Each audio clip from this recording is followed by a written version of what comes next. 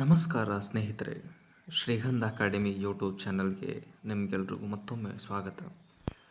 ಸ್ನೇಹಿತರೆ, ಇವತ್ತು ನಾವು KPSC, KSP, KEA ಹೀಗೆ ವಿವಿಧ ಸಂಸ್ಥೆಗಳು ನಡೆಸುವಂತಹ ಎಲ್ಲ ಪರೀಕ್ಷೆಗಳಿಗೂ ಕೂಡ ಸಾಮಾನ್ಯ ಜ್ಞಾನ ವಿಷಯಕ್ಕೆ ಸಂಬಂಧಿಸಿದಂತೆ ಅತ್ಯುತ್ತಮ ಪುಸ್ತಕಗಳ ಪಟ್ಟಿಯನ್ನು ತಯಾರಿಸಿದ್ದೇವೆ. ಸಹಾಯಕ ಪ್ರಾಧ್ಯಾಪಕ ಪರೀಕ್ಷೆ, KAS, FDA, PSI, SDA, group C, PC ಹೀಗೆ ಹಲವಾರು ಪರೀಕ್ಷೆಗಳಿಗೆ ಉಪಯುಕ್ತವಾಗುವಂತೆ ಈ ಪುಸ್ತಕಗಳ ಪಟ್ಟಿಯನ್ನು ನಾವು ತಯಾರಿಸಿದ್ದೇವೆ. ಹಾಗಾದರೆ ಬನ್ನಿ ಸ್ನೇಹಿತರೆ, ಸಮಯವನ್ನು ಹಾಳು ಮಾಡದೆ ಪುಸ್ತಕಗಳ ಪಟ್ಟಿಯನ್ನು ಚರ್ಚೆ ಮಾಡೋಣ. ಮೊದಲಿಗೆ ಸ್ನೇಹಿತರೆ, ಕರ್ನಾಟಕದ ಇತಿಹಾಸಕ್ಕೆ ಸಂಬಂಧಿಸಿದಂತೆ ಕನ್ನಡ ಹಾಗೂ ಇಂಗ್ಲೀಷ್ ಮಾಧ್ಯಮದ ಎರಡೂ ಪುಸ್ತಕಗಳನ್ನು ನಾವು ಚರ್ಚೆ ಮಾಡ್ತಾ ಹೋಗೋಣ. ಮೊದಲಿಗೆ ಕರ್ನಾಟಕ ಹಿಸ್ಟ್ರಿಯ ಕನ್ನಡ ಪುಸ್ತಕಗಳನ್ನು ನೋಡೋದಾದರೆ, ಭೂಪಟಗಳ ಮೂಲಕ ಕರ್ನಾಟಕದ ಇತಿಹಾಸ, ಇದು ಲಿಂಗಣ್ಣ ಗುಂಡಳ್ಳಿಯವರು ಬರೆದಿರ್ತಕ್ಕಂಥ ಪುಸ್ತಕ, ಸ್ಪರ್ಧಾ ಸ್ಫೂರ್ತಿ ಪಬ್ಲಿಕೇಶನ್ ಅವ್ರದ್ದು. ನಂತರದಲ್ಲಿ ಕರ್ನಾಟಕದ ಸಂಕ್ಷಿಪ್ತ ಇತಿಹಾಸ, ಸೂರ್ಯನಾಥ್ ಕಾಮತ್ ಅವರು ಬರೆದಿರ್ತಕ್ಕಂಥದ್ದು. ನಂತರದಲ್ಲಿ ಕರ್ನಾಟಕದ ಇತಿಹಾಸ, ಪಾಲಾಕ್ಷ ಅವರು ಬರೆದಿರುವಂಥ ಪುಸ್ತಕ. ಸ್ನೇಹಿತರೆ, ಈ ಮೂರೂ ಪುಸ್ತಕಗಳು ಕೂಡ ಕರ್ನಾಟಕದ ಇತಿಹಾಸಕ್ಕೆ ಸಂಬಂಧಿಸಿದಂತೆ ಅತ್ಯುತ್ತಮ ಪುಸ್ತಕಗಳು. ನಂತರದಲ್ಲಿ ಬರುವಂಥದ್ದು KNA ಅವರು ಬರೆದಿರ್ತಕ್ಕಂಥ ಸಮಗ್ರ ಕರ್ನಾಟಕದ ಇತಿಹಾಸ. ಈ ಮೂರು ಪುಸ್ತಕಗಳಿಗೆ ಹೋಲಿಸಿದಾಗ ಇದು ಸ್ವಲ್ಪ ಇನ್ಡೆಪ್ತ್ ಇರುತ್ತೆ. ಯಾವುದೇ ಒಂದು ಎಕ್ಸಾಮ್ಗೆ ಪ್ರಿಪೇರ್ ಆಗಬೇಕಾದ್ರೆ ನಮಗೆ ಬೇಸಿಕ್ ನಾಲೆಡ್ಜಿಂದ ಹೋಗಬೇಕಾಗತ್ತೆ. ಬೆಟರ್ ನೀವು ಕರ್ನಾಟಕದ ಇತಿಹಾಸ ಗುಂಡಳ್ಳಿ ಅವರ ಬುಕ್ಕು ಅಥವಾ ಕರ್ನಾಟಕದ ಸಂಕ್ಷಿಪ್ತ ಇತಿಹಾಸ ಸೂರ್ಯನಾಥ್ ಕಾಮತ್ ಅವರ ಬುಕ್ಕನ್ನು ಪ್ರಿಫರ್ ಮಾಡಿ. ಕರ್ನಾಟಕದ ಇತಿಹಾಸಕ್ಕೆ ಸಂಬಂಧಪಟ್ಟಂತೆ ಇರತಕ್ಕಂಥ ಬೇರೆ ಬೇರೆ ಮಟೀರಿಯಲ್ಸನ್ನು ನಾವು ಇಲ್ಲಿ ಚರ್ಚೆ ಮಾಡ್ತಾ ಇದ್ವಿ. ಅದರಲ್ಲಿ ಯಾವುದಾದ್ರೂ ಒಂದು ಪುಸ್ತಕವನ್ನು ನೀವು ಖರೀದಿ ಮಾಡಿ. ನಂತರದಲ್ಲಿ ಬರುವಂಥದ್ದು ಕರ್ನಾಟಕದ ಇತಿಹಾಸ, ಕರ್ನಾಟಕ ಹಿಸ್ಟ್ರಿ ಇನ್ ಇಂಗ್ಲೀಷ್, ಅದನ್ನು ಬರೆದಿರ್ತಕ್ಕಂಥದ್ದು ಸೂರ್ಯನಾಥ್ ಯು ಕಾಮತ್ ಅವರು. ಇದಕ್ಕೆ ಸಂಬಂಧಪಟ್ಟಂಗೆ ಇನ್ನೂ ಬೇರೆ ಬೇರೆ ಪುಸ್ತಕಗಳಿದೆ, ಆದರೆ ಹಲವಾರು ಸ್ಪರ್ಧಾರ್ಥಿಗಳು ಪ್ರಿಫರ್ ಮಾಡ್ತಕ್ಕಂಥದ್ದು ಈ ಬುಕ್ಕನ್ನೇ. ನಂತರದಲ್ಲಿ ಸ್ನೇಹಿತರೆ, ಸಮಗ್ರ ಭಾರತದ ಇತಿಹಾಸಕ್ಕೆ ಸಂಬಂಧಿಸಿದಂತೆ, ಅದರಲ್ಲೂ ಭಾರತದ ಇತಿಹಾಸಕ್ಕೆ ಸಂಬಂಧಿಸಿದಂತೆ ಕನ್ನಡ ಮಟೀರಿಯಲ್ಸನ್ನು ನೋಡೋದಾದರೆ, ಕೆ ಸದಾಶಿವ ಅವರು ಬರೆದಿರತಕ್ಕಂತಹ ಸಮಗ್ರ ಭಾರತದ ಇತಿಹಾಸ. ಇವರು ಭಾರತದ ಇತಿಹಾಸ, ಕರ್ನಾಟಕ ಹಾಗೂ ಪ್ರಪಂಚದ ಇತಿಹಾಸದ ಕೂಡ ಚರ್ಚೆಯನ್ನು ಮಾಡಿದ್ದಾರೆ ಸ್ನೇಹಿತರೆ. ನಂತರದಲ್ಲಿ ಸಮಗ್ರ ಭಾರತದ ಇತಿಹಾಸ ಡಾಕ್ಟರ್ ಕೆ ಜಗದೀಶ್ ಅವರು ಬರೆದಿರತಕ್ಕಂತಹ ಪುಸ್ತಕ. ನಂತರದಲ್ಲಿ ಸಮಗ್ರ ಭಾರತದ ಇತಿಹಾಸ KNA ಅವರು ಬರೆದಿರುವಂತಹ ಪುಸ್ತಕ. ಅಲ್ಲದೆ ಹುಸೇನಪ್ಪ ನಾಯಕ್ ಅವರು ಬರೆದಿರ್ತಕ್ಕಂಥ ಭಾರತದ ಇತಿಹಾಸ. ಈ ನಾಲ್ಕು ಪುಸ್ತಕಗಳಲ್ಲಿ ನಿಮಗೆ ಅತ್ಯಂತ ಸಮಗ್ರವಾದ ಮಾಹಿತಿ ಬೇಕು, ಇನ್ಡೆಪ್ತ್ ನಾಲೆಡ್ಜ್ ಬೇಕು ಅಂದರೆ ನೀವು ಮೊದಲ ಎರಡು ಪುಸ್ತಕಗಳನ್ನು ರೆಫರ್ ಮಾಡಿ. ಇತರೆ PSI, PC ಇತರೆ ಪರೀಕ್ಷೆಗಳಿಗೆ ನೀವು ಪ್ರಿಪೇರ್ ಆಗ್ತಾ ಇದ್ದರೆ ಹುಸೇನಪ್ಪ ನಾಯಕ್ ಅವರ ಪುಸ್ತಕವನ್ನು ರೆಫರ್ ಮಾಡಿ. ಯಾವುದಾದ್ರೂ ಒಂದು ಬುಕ್ಕನ್ನು ನೀವು ರೆಫರ್ ಮಾಡಿ.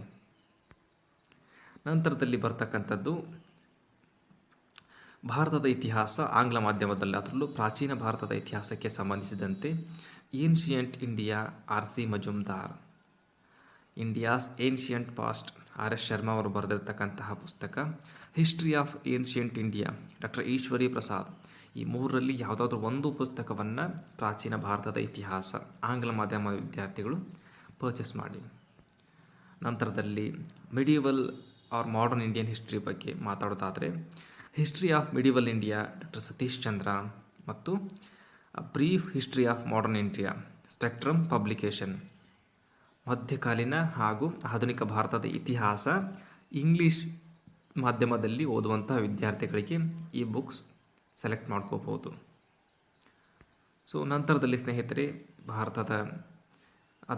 ಇಂಡಿಯನ್ ಪಾಲಿಟಿ ಅಥವಾ ಭಾರತದ ಸಂವಿಧಾನವನ್ನು ಅಧ್ಯಯನ ಮಾಡ್ತಕ್ಕಂಥ ವಿದ್ಯಾರ್ಥಿಗಳು ಮೊದಲಿಗೆ ಅಶೋಕ್ ಮಿರ್ಜಿ ಅವರ ಭಾರತದ ಸಂವಿಧಾನ, ಡಾಕ್ಟರ್ PS ಗಂಗಾಧರ್ ಅವರು ಬರೆದಿರತಕ್ಕಂತಹ ಭಾರತದ ಸಂವಿಧಾನ, ಹುಸೇನಪ್ಪ ನಾಯಕ್ ಅವರು ಬರೆದಿರತಕ್ಕಂಥ ಕಾನ್ಸ್ಟಿಟ್ಯೂಷನ್ ಆಫ್ ಇಂಡಿಯಾ, ಹಾಗೆ ಡಾಕ್ಟರ್ M ಲಕ್ಷ್ಮೀಕಾಂತ್ ಅವರು ಬರೆದಿರುವಂತಹ ಇಂಡಿಯನ್ ಪಾಲಿಟಿ.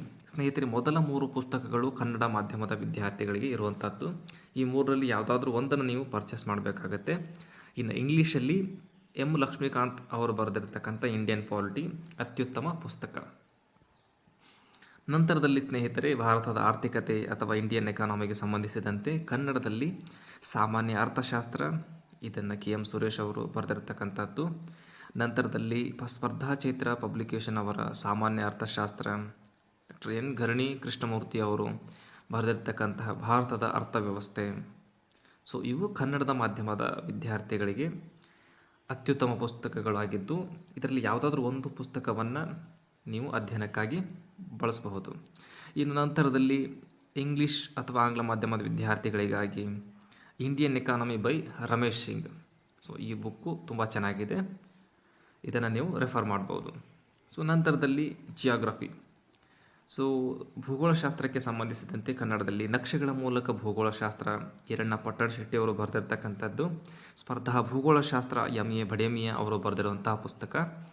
ಇನ್ನು ಭಾರತದ ಪ್ರಾದೇಶಿಕ ಭೂಗೋಳಶಾಸ್ತ್ರ ಅಂದರೆ ಭಾರತದ ಭೂಗೋಳಶಾಸ್ತ್ರ, ಕರ್ನಾಟಕದ ಭೂಗೋಳಶಾಸ್ತ್ರ ಹಾಗೂ ಪ್ರಾಕೃತಿಕ ಭೂಗೋಳಶಾಸ್ತ್ರ ಮೂರೂ ವಿಷಯಕ್ಕೆ ಸಂಬಂಧಿಸಿದಂತೆ ಡಾಕ್ಟರ್ ರಂಗನಾಥ್ ಅವರು ಸಮಗ್ರವಾದಂಥ ಒಂದು ಮಾಹಿತಿಯನ್ನು ನೀಡಿರುವಂಥದ್ದು.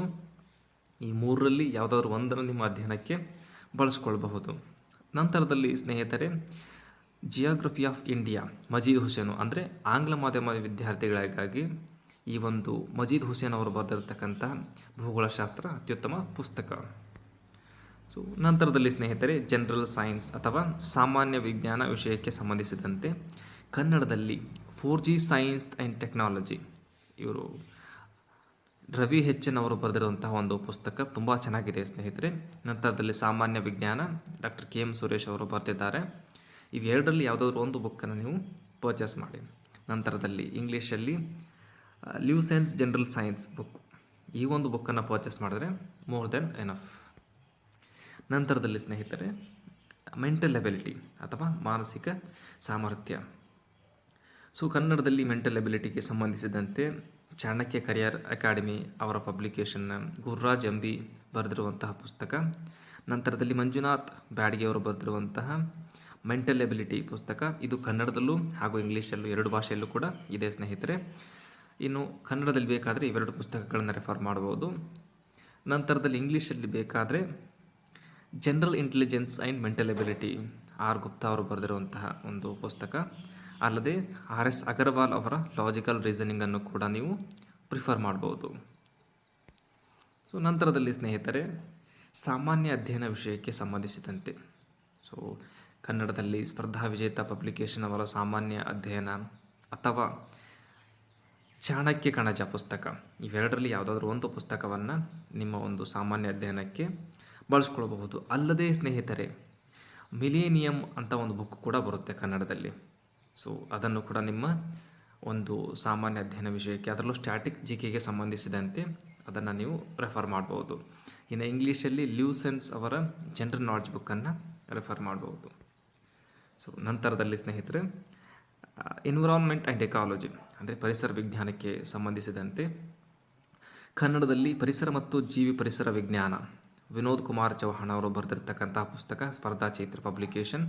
ಅಥವಾ K ಭೈರಪ್ಪ ಬರೆದಿರುವಂತಹ ಪರಿಸರ ಅಧ್ಯಯನ ಪುಸ್ತಕ. ಇವೆರಡರಲ್ಲಿ ಯಾವುದಾದ್ರೂ ಒಂದು ಪುಸ್ತಕವನ್ನು ರೆಫರ್ ಮಾಡಬಹುದು. ಸೊ ನಂತರದಲ್ಲಿ ಇಂಗ್ಲೀಷಲ್ಲಿ ಎನ್ವಿರಾನ್ಮೆಂಟ್ ಆ್ಯಂಡ್ ಎಕಾಲಜಿಗೆ ಸಂಬಂಧಿಸಿದಂತೆ ಮಜೀದ್ ಹುಸೇನ್ ಅವರು ಬರೆದಿರುವಂತಹ ಪುಸ್ತಕವನ್ನು ರೆಫರ್ ಮಾಡ್ಬೋದು. ಸೊ ನಂತರದಲ್ಲಿ ಸ್ನೇಹಿತರೆ ಕನ್ನಡ ವ್ಯಾಕರಣ ಅಥವಾ ಕನ್ನಡ ಗ್ರಾಮರ್ಗೆ ಸಂಬಂಧಿಸಿದಂತೆ IS ಅರಳುಗುಪ್ಪಿ ಅವರು ಬರೆದಿರುವಂತಹ ಸಮಗ್ರ ಹೊಸ ಕನ್ನಡ ವ್ಯಾಕರಣ ಅಥವಾ ಕನ್ನಡ ವ್ಯಾಕರಣ ಮತ್ತು ರಚನೆ, ಗೋಪಾಲಕೃಷ್ಣ ಗುಡುಪ ಅವರು ಬರೆದಿರುವಂತಹ ಪುಸ್ತಕ. ಇವೆರಡರಲ್ಲಿ ಯಾವುದಾದ್ರೂ ಒಂದು ಪುಸ್ತಕವನ್ನು ರೆಫರ್ ಮಾಡಿ. ಅಲ್ಲದೆ ಕನ್ನಡ ಸಾಹಿತ್ಯ ಪರಿಷತ್ತು ಅವರು ಪ್ರಕಟಿಸುವಂತಹ ಕನ್ನಡ ವ್ಯಾಕರಣ ದರ್ಪಣ ಪುಸ್ತಕವನ್ನು ಕೂಡ ಖರೀದಿ ಮಾಡುವಂಥ ಪ್ರಯತ್ನವನ್ನು ಮಾಡಿ. ನಂತರದಲ್ಲಿ ಸ್ನೇಹಿತರೆ ಇಂಗ್ಲೀಷ್ ಗ್ರಾಮರ್. ಸೊ ಇದಕ್ಕೆ ಸಂಬಂಧಿಸಿದಂತೆ ಕನ್ನಡದ ಮಾಧ್ಯಮದ ವಿದ್ಯಾರ್ಥಿಗಳಿಗಾಗಿ ಕಾಂಪಿಟೇಟಿವ್ ಇಂಗ್ಲೀಷ್ ಗ್ರಾಮರ್ ಅಂದರೆ ಇದನ್ನು MS ಬಿರಾದಾರ್ ಮೇಡಮ್ ಅವರು ಬರೆದಿರುವಂಥದ್ದು, ಇದನ್ನು ನೀವು ಪ್ರಿಫರ್ ಮಾಡಿ. ಅಥವಾ Wren and Martin English grammar and composition ಬುಕ್ಕನ್ನು ನೀವು ಪರ್ಚೇಸ್ ಮಾಡ್ಬೋದು. ಸೊ ಇದಲ್ಲದೆ ಸ್ನೇಹಿತರೆ ಪ್ರತಿದಿನದ ಪ್ರಚಲಿತ ವಿದ್ಯಮಾನಗಳಿಗಾಗಿ ಸೊ ಕನ್ನಡದ ವಿದ್ಯಾರ್ಥಿಗಳು ಅವರಿಗಾಗಿ ಸ್ಪರ್ಧಾ ವಿಜೇತ, ಸ್ಪರ್ಧಾ ಚೈತ್ರ ಅಥವಾ ಜ್ಞಾನ ಸಾಧನ, ಈ ಮೂರರಲ್ಲಿ ಯಾವುದಾದ್ರೂ ಎರಡು ಈ ಕರೆಂಟ್ ಅಫೇರ್ಸ್ಗೆ ಸಂಬಂಧಿಸಿದಂತೆ ಮ್ಯಾಗ್ಝಿನ್ಸನ್ನು ಪರ್ಚೇಸ್ ಮಾಡಿ. ಇನ್ನು ನೆಕ್ಸ್ಟು ಇಂಗ್ಲೀಷ್ ಮಾಧ್ಯಮದ ವಿದ್ಯಾರ್ಥಿಗಳಿಗಾಗಿ ಹಲವಾರು ಮ್ಯಾಗಝಿನ್ಸ್ಗಳು ಇದ್ದಾವೆ. ಅದರಲ್ಲಿ 2 ನಾವು ಪ್ರಿಫರ್ ಮಾಡೋದು ಯಾವುದಂದರೆ, ಒಂದು ಜತಿನ್ ವರ್ಮಾ ಅವರ ಕರೆಂಟ್ ಅಫೇರ್ಸ್ ಪುಸ್ತಕ, ನಂತರದಲ್ಲಿ ಪ್ರತಿಯೋಗಿತಾ ದರ್ಪಣ. ಇವಲ್ಲದೆ ಸುಮಾರು ಮ್ಯಾಗಝಿನ್ಸ್ಗಳು ಇದ್ದಾವೆ. ನಿಮಗೆ ತಿಳಿದಂಥ ಯಾವುದಾದ್ರು 2 ಮ್ಯಾಗಝಿನ್ಸನ್ನು ನೀವು ಕರೆಂಟ್ ಅಫೇರ್ಸ್ಗೆ ಫಾಲೋ ಮಾಡಿದ್ರೆ ಸಾಕಾಗುತ್ತೆ. ನಂತರದಲ್ಲಿ ಸ್ನೇಹಿತರೆ, ಇತರೆ ಪ್ರಮುಖ ಅಧ್ಯಯನ ಸಾಮಗ್ರಿಗಳು ಹಾಗೂ ಅತ್ಯಂತ ಪ್ರಮುಖ ಅಧ್ಯಯನ ಸಾಮಗ್ರಿಗಳು ಯಾವುದು ಅಂದರೆ 6ರಿಂದ 10ನೇ ತರಗತಿಯವರೆಗಿನ DSERT ಪುಸ್ತಕಗಳು ಅಥವಾ 6ರಿಂದ 10ನೇ ತರಗತಿಯವರೆಗಿನ NCERT ಪುಸ್ತಕಗಳನ್ನು ನೀವು ಓದಬೇಕಾಗತ್ತೆ. ಅಲ್ಲದೆ ಮೊದಲ ಹಾಗೂ ಸೆಕೆಂಡ್ PUC ಇತಿಹಾಸ, ಅರ್ಥಶಾಸ್ತ್ರ, ರಾಜ್ಯಶಾಸ್ತ್ರ ಮತ್ತು ಜಿಯೋಗ್ರಫಿ ಬುಕ್ಸನ್ನು ನೀವು ಕಡ್ಡಾಯವಾಗಿ ಓದಲೇಬೇಕು. ಇವುಗಳನ್ನು ಓದಿದ ನಂತರ ಇತರೆ ಅಧ್ಯಯನ ಸಾಮಗ್ರಿಗಳನ್ನು ಓದಬೇಕು. ಸ್ನೇಹಿತರೆ, ವಿದ್ಯೆ ನಮಗೆ ಅಂತಸ್ತನ್ನು ನೀಡಿದರೆ ವಿನಯ ನಮಗೆ ವ್ಯಕ್ತಿತ್ವವನ್ನು ರೂಪಿಸುತ್ತದೆ. ಒಂದು ಮರ ಎಷ್ಟೇ ಎತ್ತರಕ್ಕೂ ಬೆಳೆದರೂ ಕೂಡ ಅದರ ಬೇರು ಭೂಮಿಯಲ್ಲೇ ಇರಬೇಕು. ಸೊ ವಿದ್ಯೆಗೆ ವಿನಯವೇ ಭೂಷಣ. ಧನ್ಯವಾದಗಳು ಸ್ನೇಹಿತರೆ.